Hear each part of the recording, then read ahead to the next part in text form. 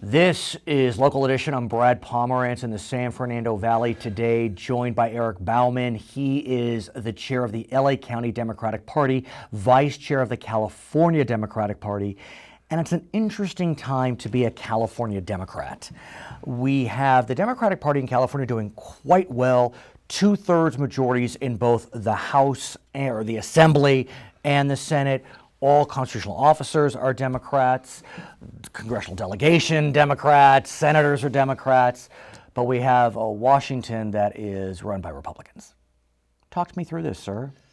You know, I just think I'm not traveling out of California Right. for the next 4 years. I hear you. You know, it's a very different and difficult time. My friends across the country are talking about moving to California because it feels like the one safe place.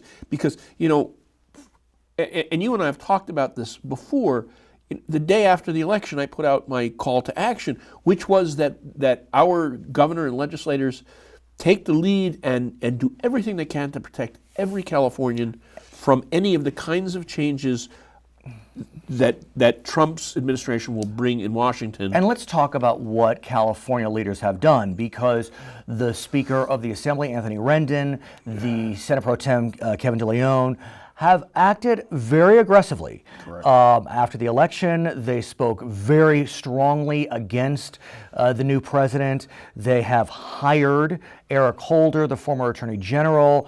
He's basically on retainer. We know that Governor Brown appointed Javier Becerra to be Attorney General, who is seen as an aggressive potential litigator. It seems as if California is going to become to Trump what Texas was to Mr. Obama. I think that is the analogy that everybody is making. And when you think about it, and thinking of immigrant children in particularly, we have been far ahead of most places in the country in trying to be embracing and protecting of them. So, and of course, we legalized driver's licenses for undocumented people and a variety of things. But one of the challenges is that in our outreach, in doing those programs that we did, those supplemental programs, there are lists.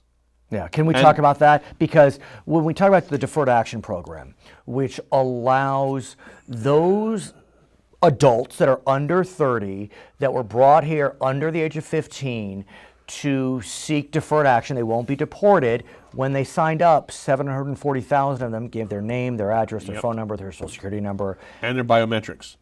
And so if President Trump wants to deport like he says he will, there's the list. Right. So to the extent that we can enable jurisdictions to not cooperate, to not turn over lists, to not become surrogates for those. But remember this, sir. In the 1960s, President Lyndon Johnson said to southern states, if you don't desegregate, I'm going to pull federal funding. Right. President Donald Trump and his surrogates have said, if you don't assist us with our immigration efforts, we'll pull federal funding. And apparently he can do that. Well, maybe he can. So, you know, the UC system. That's what we have to figure out. Yeah, I mean, the UC system gets about $8.5 billion from the federal government. Janet Napolitano, the head of the UC system, former Homeland Security, who helped to write DACA, has said, you know, we're not playing with you. But $8.5 billion. Look, this is very complicated, and what we can do. And by the way, there is a supremacy to federal law. Right. Especially in immigration. But there's a difference between following the law and resisting overreach. But is it overreach to try to deport someone who's not here legally? Is it overreach to turn a police officer into an immigration officer? That's not their job. That's not what they're hired to do. That's not what they're sworn to do. And by the way, they're sworn by the state. So that's a big question. But you know, there's other things to be concerned about as well. Because when you look at the potentiality of changes to reproductive rights and accessibility to medications. Right. But let me, I want to stick on immigration for a second, because I do think it's an issue that the Democrats need to kind of grapple with, because there's no question that when you look at the Rust Belt and otherwise, I mean, those voters that voted for Obama twice and then now were with Trump, I think the immigration message probably resonated well. And while, of course, as Americans, there's a desire to be compassionate. I mean, should we be focusing so much efforts on those that they are here illegally? I mean, it's undeniable. You know, let us be careful about the word illegal. People are never illegal. I agree, but I'm not saying but they are here illegally, not that they are illegal. So I'm just wondering, look, Californians, we have this penchant for compassion. It's part of who we are. It's in our DNA. Americans the same. But there is a frustration. Have you heard the farmers since this conversation began? Have you heard all these business owners? Well, they're nervous. Yeah, well, they're nervous, all right, because there are more undocumented people working in industries and business and hospitality all across the country. And you start deporting them, there's not a ready workforce waiting to replace them. People are not lining up to be gardeners and dishwashers. No, I understand. And And picking strawberries is not easy work. It's backbreaking, laborious work in the sun. So where does the Democratic Party go with this issue, be it in California or nationally? Well, for one thing, a number of these actions can be tied up in court for years. Well, Texas did that very effectively with Mr. Obama. And hence the strategy to have an aggressive new attorney general in our state and to hire a former United States Attorney General who knows the Justice Department inside and out to help us in our strategy. Mm-hmm. But I want to get back to the point.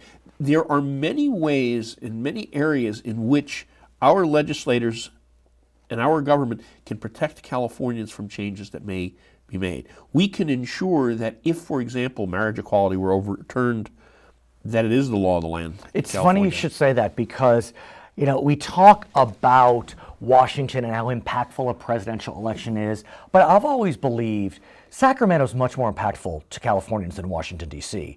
And for example, if Roe versus Wade should be overturned, we already have a law on the books in California that says we're keeping reproductive rights. And so, and we probably need to strengthen certain aspects of that reproductive right. Because, for example, in the repeal of the Affordable Care Act, one of the things that goes away is the mandate that birth control be made available to everybody. And, we've forgotten what life was like 35 years ago. No, I know. And there are folks in Washington, D.C. right now who don't think women taking birth control pills is something that is necessarily such a good thing. Affordable Care Act, I'm glad you brought it up. The reality is we can say a lot of things about it, but the California exchange has been successful. The Medicaid expansion arguably has been successful, but most people that are part of the exchange or expansion, they get subsidies. If those subsidies are gone, what do we do? Well, you know what? What's amazing is we started to look at district by district who would have the greatest losses. And the number 2 ranking Republican in the House of Representatives has one of the highest percentages of people on Medi-Cal. And this is Kevin McCarthy? Kevin McCarthy. In Bakersfield. In Bakersfield. Has one of the highest percentages of people on Medi-Cal in the entire state of California. His name is Eric Bauman. That's true all over the country. And he will be back on our program, I'm sure. He is the chairman of the Los Angeles County Democratic Party, vice chair of the California Democratic Party. My name is Brad Pomerance in the San Fernando Valley. This is Local Edition.